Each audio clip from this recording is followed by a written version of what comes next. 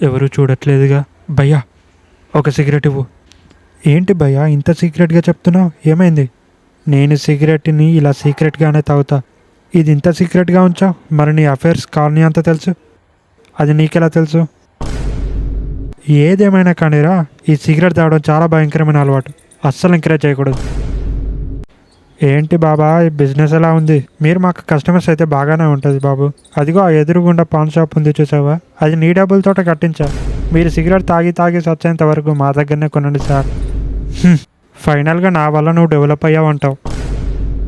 ప్రతిరోజు తాగను బ్రో, ఏదో ఒకేషనల్గా అలా. ఒకేషనల్గా అంటే క్యాలెండర్లో డేట్ మారినప్పుడు కదా. సరే బాబాయ్, మళ్ళీ రేపు కలుద్దాం. అకౌంట్లో రాసుకో. దీనితో కలిపి 3000 అయి ఉంటుందిగా. లేదు, మొత్తం క్లియర్ అయింది. ఏంటి బాబాయ్, డైలీ కస్టమర్ అని డిస్కౌంట్ ఏమైనా ఇస్తున్నావా? లేదు బాబు, నువ్వు ఎలాగో కట్టట్లేదని మీ ఫాదర్తో చెప్పా. నిన్న మీ ఫాదర్ కట్టేశాడు. రేయ్, కట్టప్ప చేసిన దానికంటే ఎక్కువ మోసం చేసావు కదరా. ఇంటికెళ్ళు, నీకు శివగామి ట్రీట్మెంటే. ఇక 145 crores -1. God is great.